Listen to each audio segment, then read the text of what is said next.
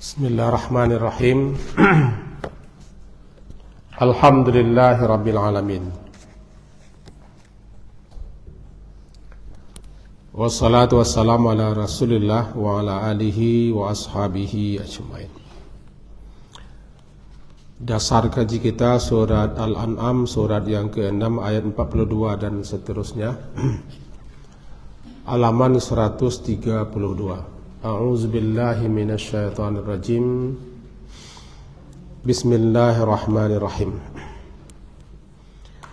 Wa laqad arsalna ila umamin min qablika fa akhadnahum bil ba'sa'i wad dharra la'allahum yatadarra'un.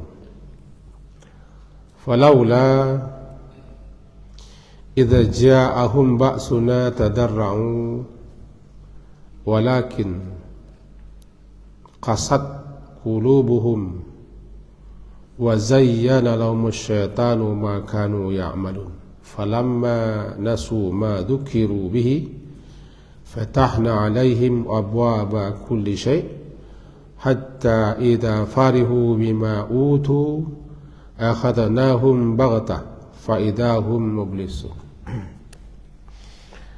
Bapak dan ibu-ibu yang berhadir, di antara iqab, sanksi hukuman atau siksa yang terberat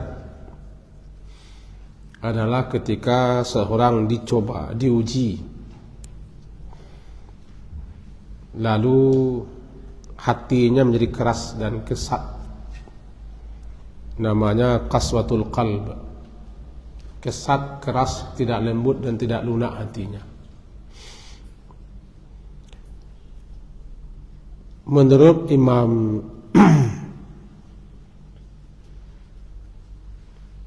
Qurtubi, bahwa yang disebut dengan qaswatul qalb adalah hati itu keras, gersang dan tandus. Itu suatu ungkapan karena hati itu menjadi kosong, tidak ada ingin kembali dia kepada Allah, inabah, tidak tunduk kepada ayat-ayat Allah, dan tidak lunak dia ketika disebutkan nama Allah atau dibacakan ayat Allah. Ketika itu namanya sudah qasat qulub, qaswatul qalb atau qaswatul qulub. Sangat besar hukuman yang ditimpakan kepada seseorang kalau dia mengalami hati yang seperti itu. Akibatnya, ketika terjadi berbagai macam musibah, bencana, cobaan, ujian, baik yang menimpa dirinya, badannya, hartanya, keluarganya, lingkungannya, bangsanya, tidak sedikit pun ada berpengaruh kepada hati mereka. Bukannya makin mendekat kepada Allah, malah semakin menjarak dan menjauh. Ketika itu sudah terjadi namanya tiba ayat qasat qulubuhum. Dalam surat Al-Baqarah dikatakan tsumma qasat qulubukum. Kemudian hati kamu itu keras. Sudah berbagai macam peristiwa-peristiwa, cobaan-cobaan, ujian-ujian yang nampak di mata kepala mereka, tapi tidak sedikit pun hati mereka bergetar dan tidak sadar. Ini makanya berbahaya. Itu mari kita renungkan sedikit ayat ini. Pertama, ayat ini sebagai Nabi, sebagai hiburan bagi beliau. Yang pertama, walaqad arsalna ila umamin min qablika. Ya Muhammad, kira-kira begitu, sungguh kami telah arsalna, kami telah mengutus ila umamin, kepada umat-umat min qablika, sebelummu ya Muhammad, fa akhadnahum, maka lalu kami siksa mereka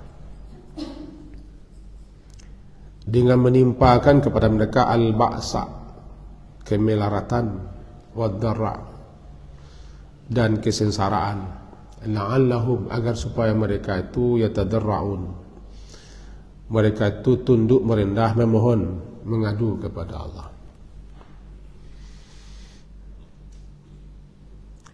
Ayat yang ke-42 sebagai hiburan dan bujukan kepada Nabi, agar beliau tidak merasa tersendiri mengalami berbagai macam keingkaran, kebangkangan, penentangan, cemoohan, cacian, dan sikap daripada kaum beliau, yaitu kaum Quraisy.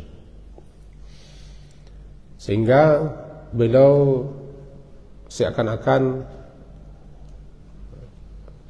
bukan engkau sendiri saja yang begini Muhammad. Semenjak Nabi Nuh, karena kami juga telah mengutus para rasul sebelummu kepada umat-umat terdahulu, itu Nabi Nuh sepanjang 950 tahun. Wa arsalna Nuhan ila qaumihi, kami utus Nuh itu kepada kaumnya 1000 tahun, alfasanatin ila khamsina ama, 1000 tahun kurang 50, 950 tahun beliau berdakwah siang malam tiada henti. Tapi beliau menghadapi berbagai macam tantangan,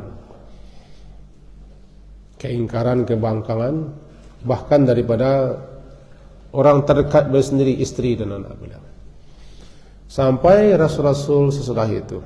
Nah, dengan begini ayat, bagi Nabi Muhammad, beliau tidak merasa sendiri.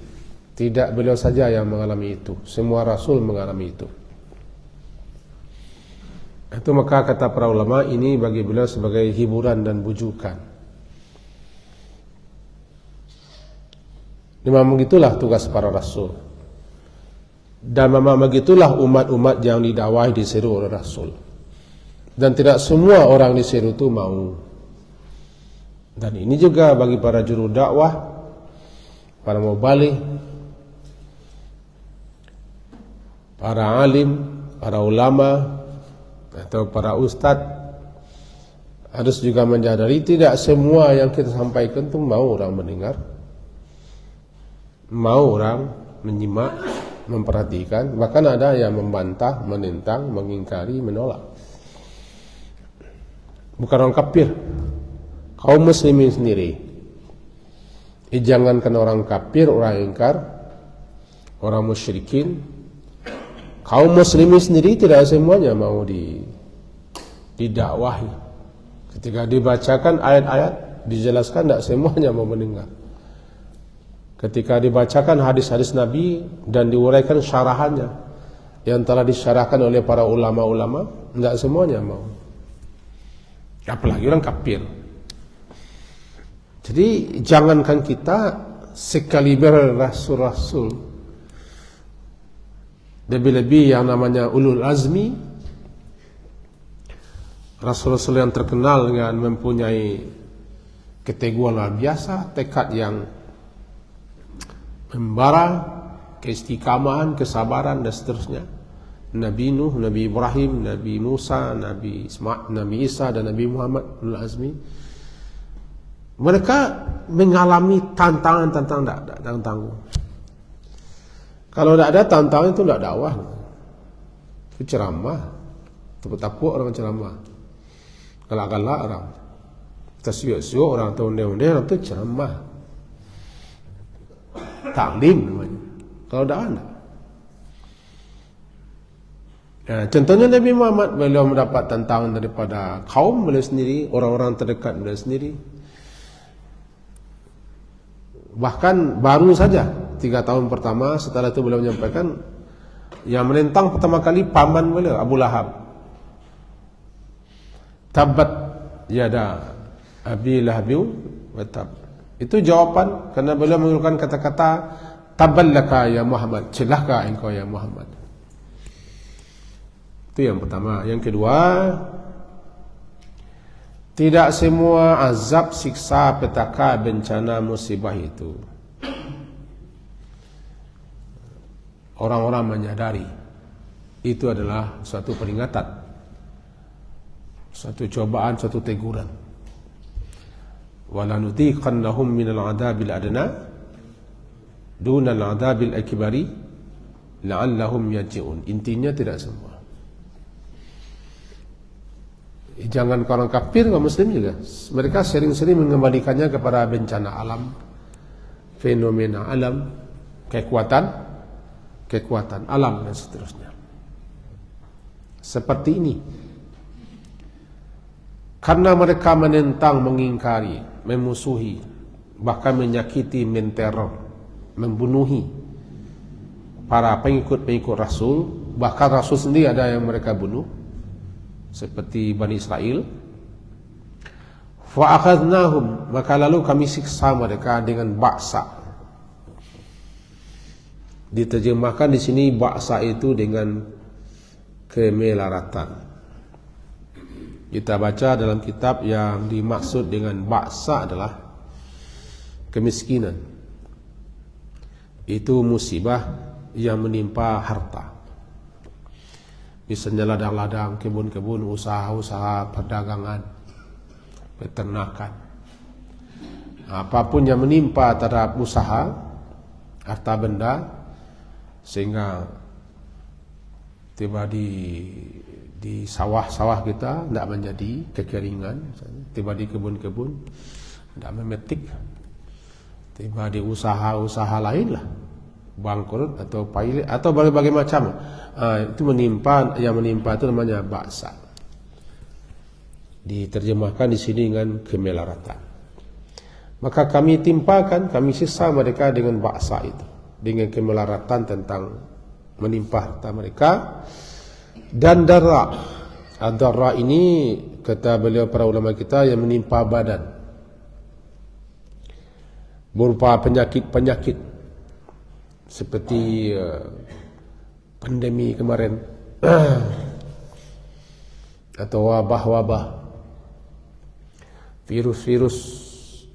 Kalau kepada pribadi-pribadi yaitu sakit-sakit yang luar biasa, sehingga mereka mengalami penderitaan yang luar biasa, namanya darwa. Maka kami siksa mereka dengan ba'sa dan darah itu, supaya mereka la'alla, bukan mudah-mudahan. Allah tidak akan bermudah-mudahan. Karena mudah-mudahan itu nama taraji, berharap. Masa Allah akan berharap? Itu makanya kata para ahli dipalingkan dari mana makna asalnya kepada makna li.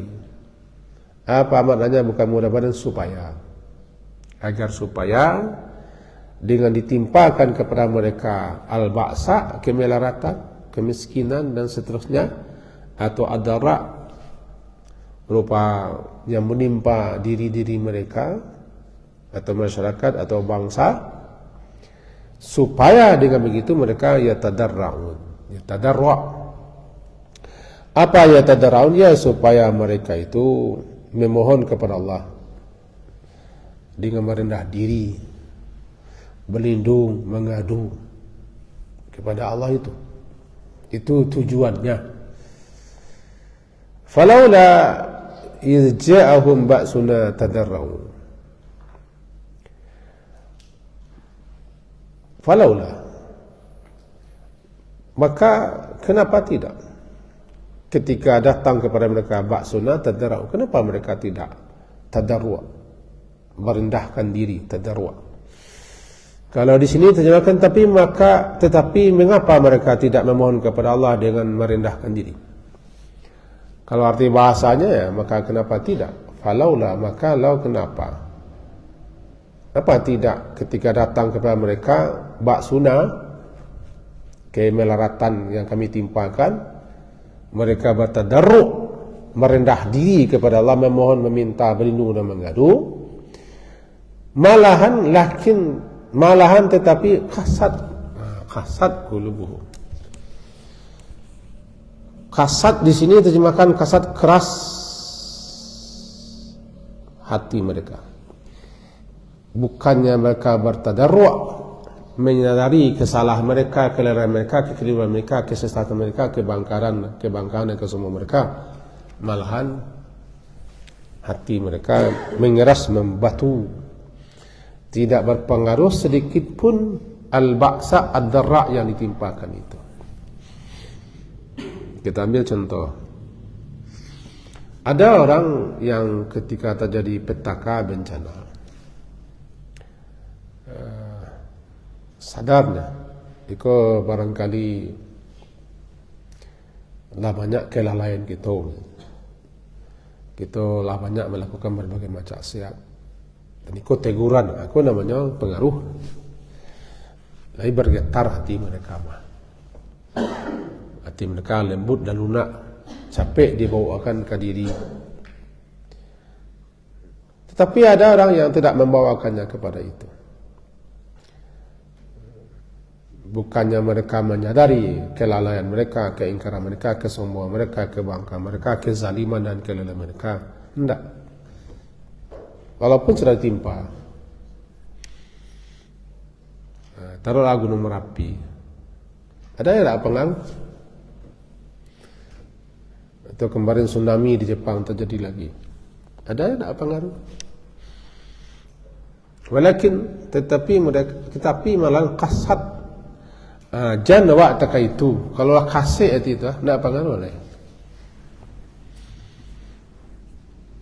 Jadi apa yang kasat? Kan itu kaji pembukaan. Kasat itu secara bahasa kaswah itu tadi lari awali. Apa yang kaswah? Kaswah salabah, keras, kasar syiddah, al-yibsu, kering kerontang, gersang. Tiba di apa? Tiba di benda-benda lainnya, kare, tagang, kesat, kering kerontang. Tibanya namanya kaswah. Qaf, sin, waw dan ta marbutah, kaswah. Kalau kati pada malahnya kaswatul qalbi. Kaswatul qalbi, hati itu kare, kasek, ndak lunak. Kalau roak yo memang tagai, ndak mau ina mau dibantu nama kecian. Itu ungkapan, karena hati itu ketika terjadi peringatan-peringatan tidak ada inabah. Tahu inabah? Inabah itu tobat tapi beda. Inabah itu lebih dalam pada tobat. Inabah itu ya kembali kepada Allah dengan menyadari dosa-dosa, kemaksiatan, pelanggaran, kelalaian. Kemudian bukan hanya kembali dengan taubat, minta ampun, sadar, tapi mereka tutupi kesalahan mereka dengan amal. Nampak perubahannya dengan ketaatannya, kesalihannya, kebaikannya. Itu namanya inabah. Kalau tobat bisa jadi tobat, minta istighfar, minta ampun, menyesal, tapi ketaatannya tidak ada. Itu biasa-biasa saja. Mengaku lagi, bersalah lagi, minta ampun, tapi tidak biasa-biasa, itu tobat. Jadi inabah lebih dalam daripada tobat. Jadi hati mereka itu tidak ada inabah, tidak ada ingin kembali kepada Allah. Kalau hati tidak ada ingin kembali kepada Allah, walaupun sudah berbagai macam cobaan, bencana, petaka, siksaan, baik yang menempa diri mereka sendiri, atau hidup mereka sendiri, atau keluarga mereka sendiri, atau bangsa mereka sendiri, tidak ada rasa inabah. Itulah kaswah, hatinya nak bergeming. Dan tidak ada izan, tidak ada ingin menyimak, ingin mendengar ayat Allah, diingatkan kepada ayat Allah atau zikir, tidak ada. Kalau sudah tidak lagi itu tidak mempan. Itu cobaan terberat, itu berbahaya. Itu yang dialami oleh Bani Israel. Thumma qasat qulubukum. Surat Al-Baqarah ayat ke-74, surat kedua. Al-Baqarah surat ke-74. Ini contoh kau.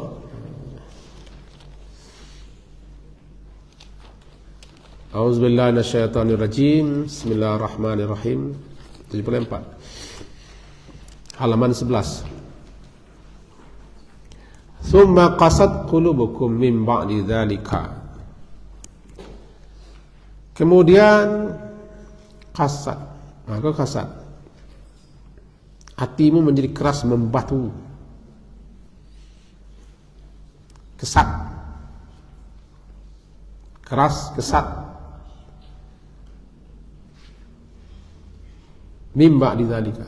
Setelah demikian itu, setelah berbagai macam peristiwa-peristiwa yang mereka lalui, mereka lihat, mereka saksikan, dan mereka alami di ayat di atas, itu kepada Bani Israel. Bukan berpengaruh ke hati mereka, kena kasat hati mereka. Keras hati mereka itu tidak berpengaruh sama sekali. Peringatan-peringatan, cobaan-cobaan, ujian-ujian, meskipun mereka telah melihat, menyaksikan, mengalami bahkan lagi.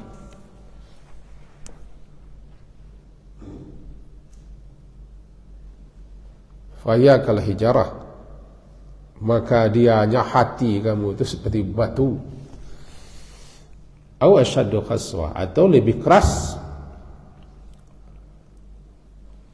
daripada batu.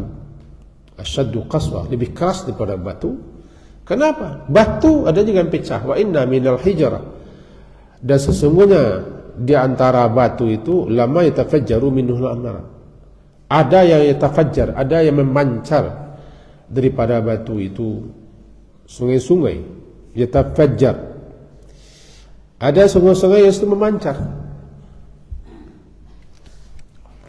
Sekeras-kerasnya keluar air. Adalah hatiku nak marangi, air nak marangi. Masuklah ke gua-gua, kan batu cadas, alai turun air sudah. Turun air. Iko hati kalian memang takui dapat hati demikian. Tak sanginyi je atas. Wa inna minha, dan diantaranya, dan sesungguhnya minha, diantaranya batu itu lama sungguh ada yang syakkak, yang terbelah. Ya syakkak, terbelah. Fayakhruju, maka keluarlah minhu, daripada batu yang terbelah itu air. Pergilah ke sungai-sungai, pergilah ke gunung-gunung, pergilah ke lembah-lembah, pergilah ke air terjun. Batu-batu saja situ. Wa inna minha, dan di antara batu itu lama sungguh ada yang yahbitu, jatuh daripada tempat ketinggian. Jatuhnya itu min khasyatillah, lantaran takut kepada Allah. Diperintah jatuh. Karena batu itu ada yang hidup, ada batu mati, ada yang batu hidup. Batu yang jatuh-jatuh itu yang kita kira bahwa dia terjadi begitu saja.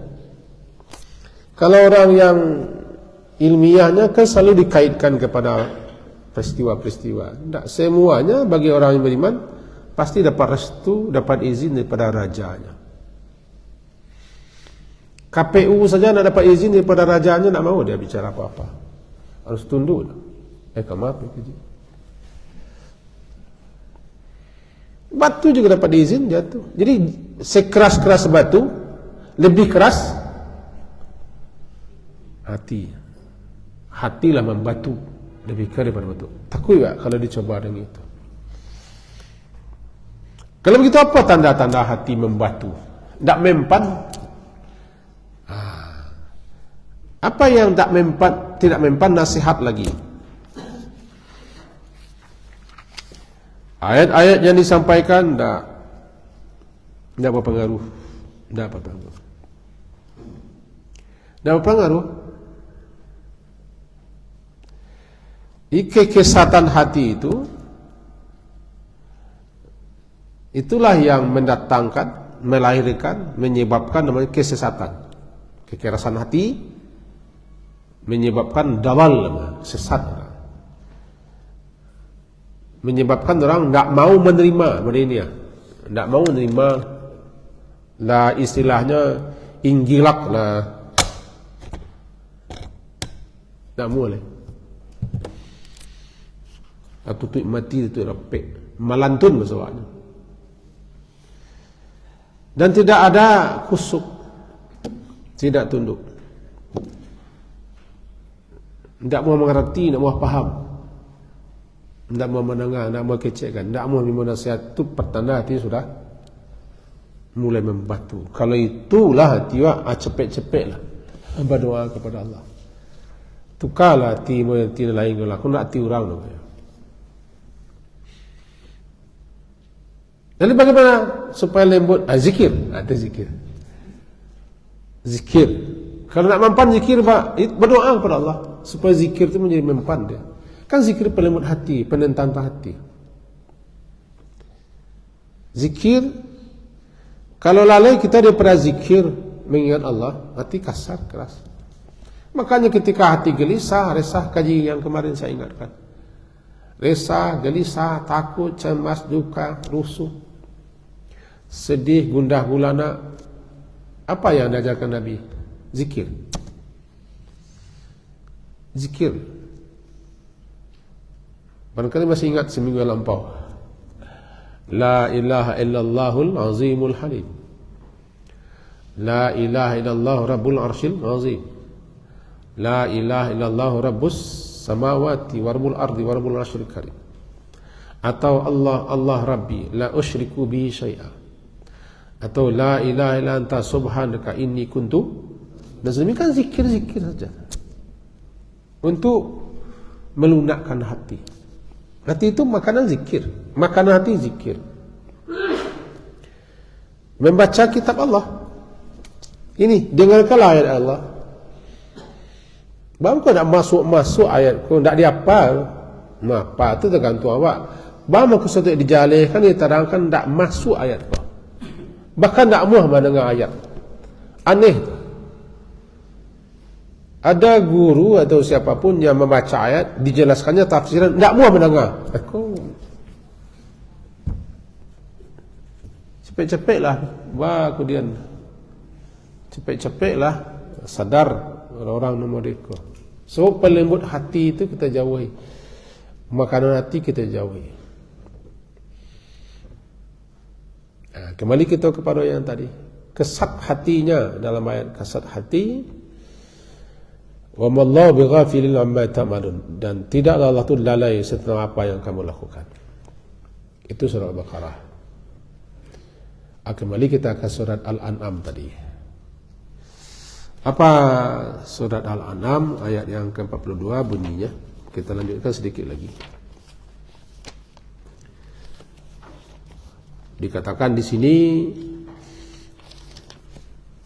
qasat qulubuhum wa zayyana lahumus syaitanu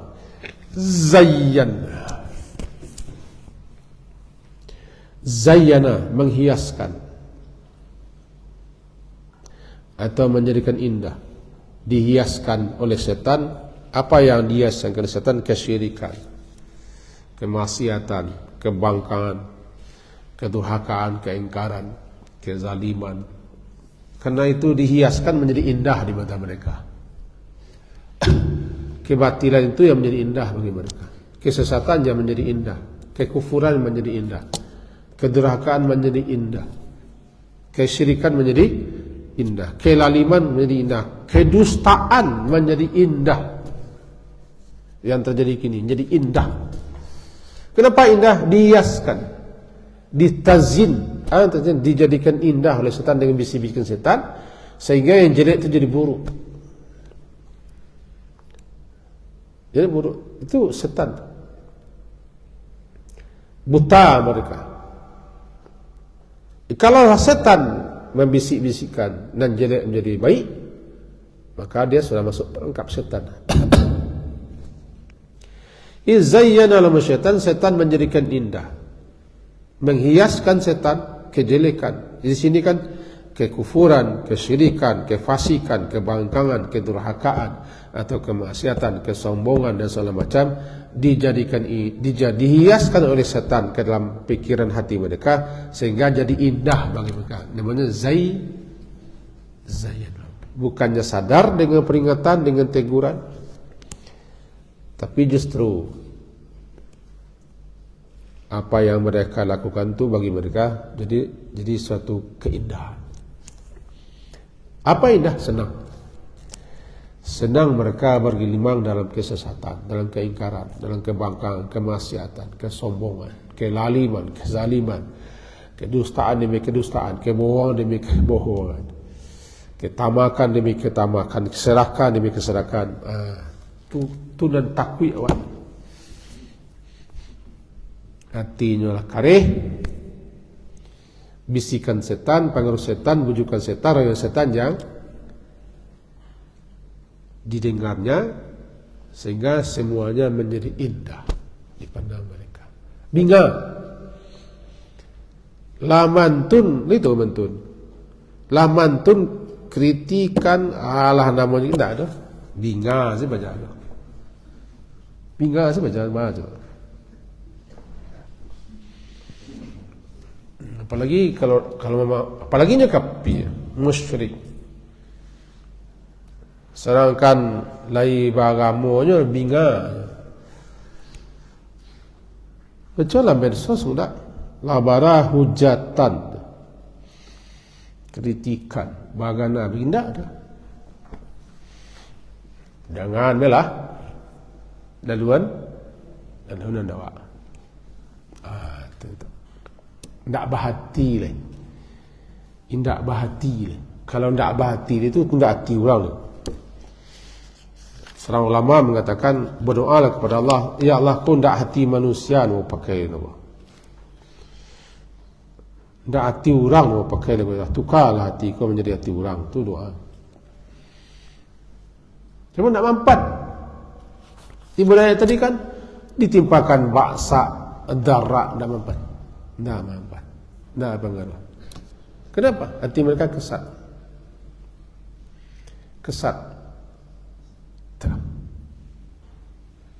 Yang didengar mereka bisikan setan.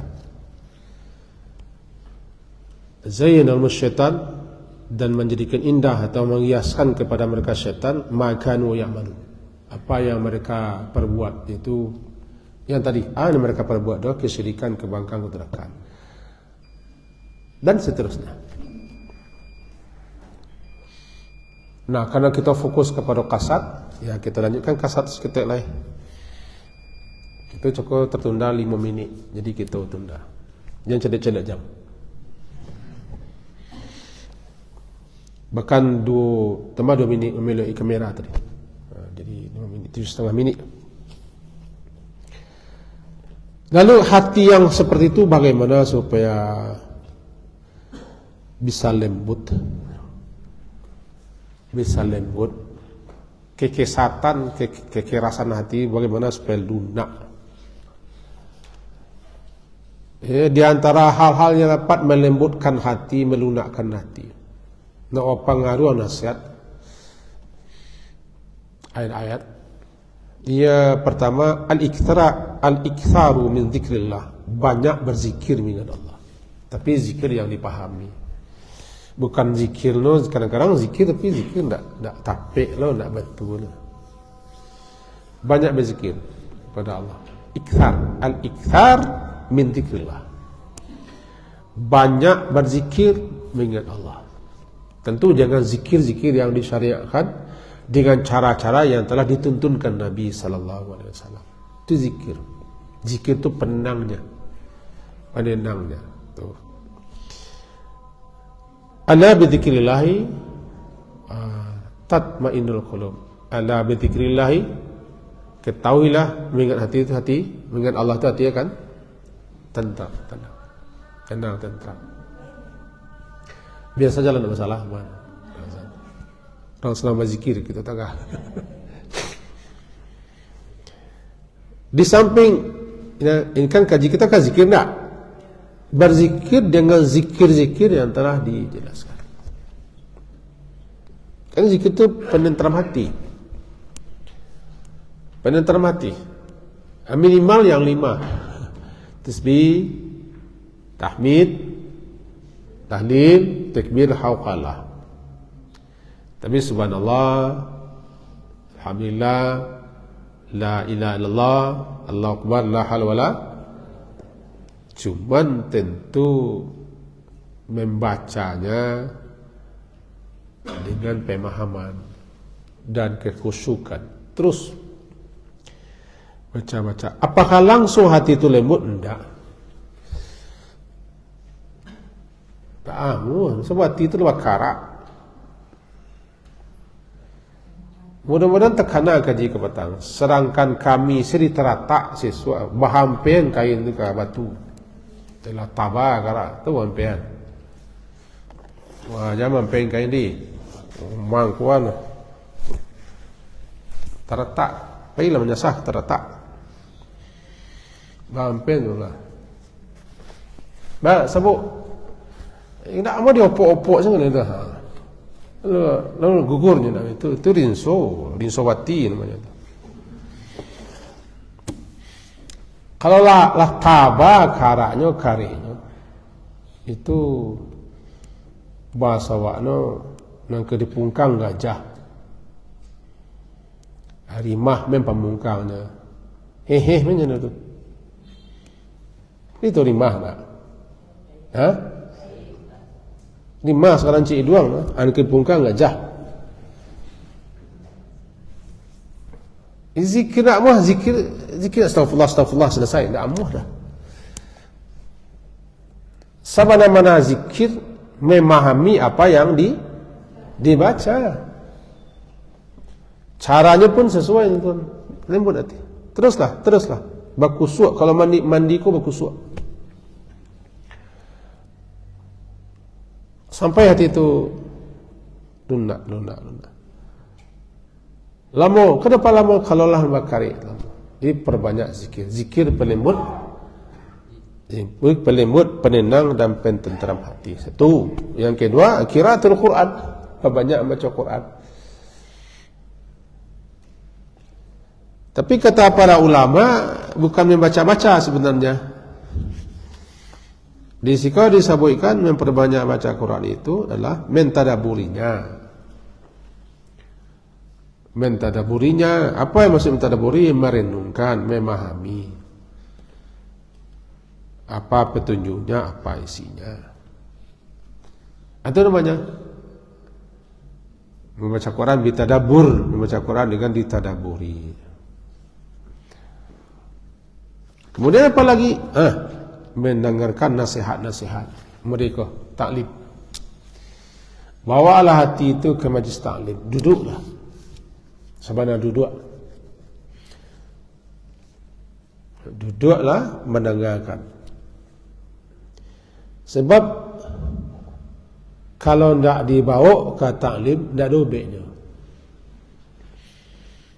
obeknya. Makin dibawa je pai freshing, pari hangking, touring dah. Itu nak ubi hati. Nak ubi hati, baik panik. Kami kan agak mulai jalan-jalan kini, walaupun lah jalannya, tapi jalan-jalan itu ubi apa? Tapi nak ubi hati apa? Ke taklim. Taklim itu melekat hadir di situ. Ayat diajarkan. Bawa ke gelisah hati, bawalah. Kalau petiknya taklim. Keterangan nasihat. Tapi kalau nasihat itu nak mangkui, tidak mahu dengan nasihat, tandanya hati itulah tertutupi. Idza qasal qalbu lan tanfa'u mau'izatun Kalau hati itulah karilah kasih, tidak berguna mu'izah, tidak berguna lagi nasihat-nasihat. Kal ardi in sabiqat lam yanfa'il matar. Seperti bumi, tanah tu kalau lagi resanglah tandus, baranai curah naya nak mengkuih. Kasih memang tanah tu lah tanah mati. Itulah hati manusia. Jadi banyak zikir, lalu baca Quran, hari taklim.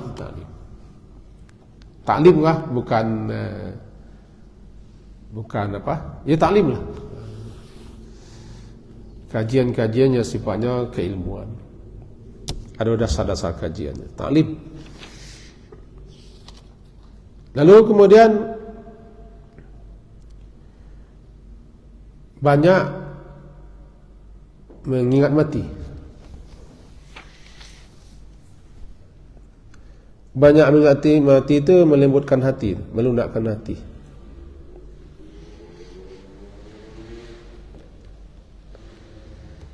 Sebab siapa yang mengingat mati, hatinya akan mulai apa? Mulai merendah. Di antara banyak mengamati itu adalah ziarah kubur. Zuru ziarahlah kamu kubur, fa innaha tudzakirukumul akhirah. Ziarah kubur itu mengenalkan kamu ke akhirat. Pada nulah di kubur, panjang pangana manakulah di kubur. Nabi perintahkan ziarah kubur karena ziarah kubur itu melembutkan hati. Melembutkan hati. Jadi mengingat mati, ziarah kubur. Ada satu cara lagi. Kau tak boleh orang melakukannya. Bagi makan orang miskin. At'amil miskin. Berilah makan orang miskin, lembut hatimu. Selagi kamu bergaul dengan orang kaya, orang cekik, orang sempilik, tak akan lembut hati. Hati itu terenyuh. Kalau lah mulai terenyuh mencari orang miskin, mencari orang susah, itulah mulai hati lembut. Tapi tidak.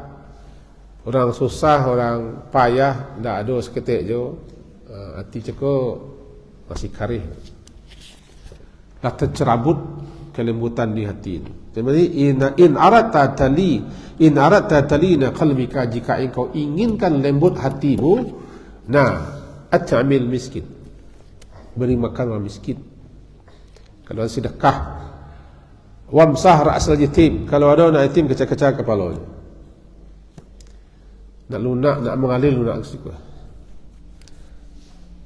Tapi bukan hanya mengajak kepala, kalau minta nasi, lagi pakaian. Kalau kurang biaya. Itu melembutkan hati. Ada satu ungkapan, dawa'u qalbika khamsun. Obat hatimu ada 5. Kalau kasih itu 5. Itu dawa'u qalbika khamsun 'inda qaswatihi. Obat hatimu apabila ada sudah kesat dan keras ada 5. Fad'ab 'alaiha. Terus meneruslah memelihara ada 5 kau. Tafuz bil khairi waz-zafr.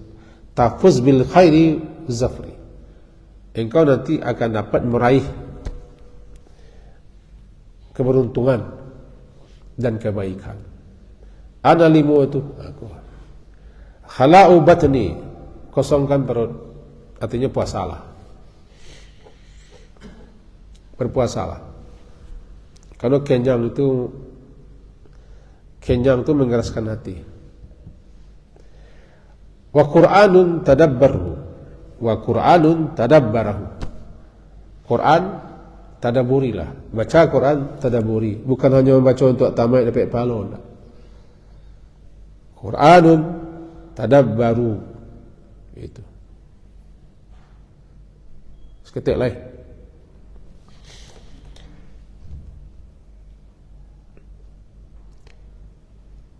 Kemudian tadarru' yakin saat as-sahri. Ketika sahur sebelum subuh, berdoalah kepada Allah sungguh-sungguh.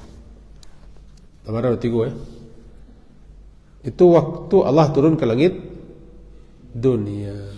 Istighfar terbaik salah satu sahur. Jadi ketika sahur, saat itu berdoalah kepada Allah dengan sungguh-sungguh. Kemudian biasakan salat sunat.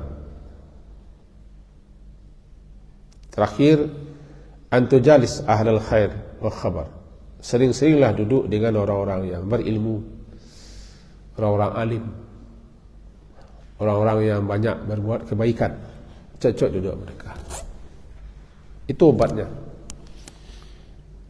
Kesimpulan kaji kita malam ini, zikir itu dapat melembutkan hati yang keras. Kan topik akan zikir kan. Ketika kita jarang berzikir dengan zikir yang sebenarnya, maka hati itu akan gersang, hati itu akan tandus. Dia menggelepar-gelepar terus, lama-lama hati itu mati. Kalau kaji kita dulu-dulu kita sampaikan, hati itu, kebutuhan hati kepada zikir sama dengan kebutuhan ikan dengan air.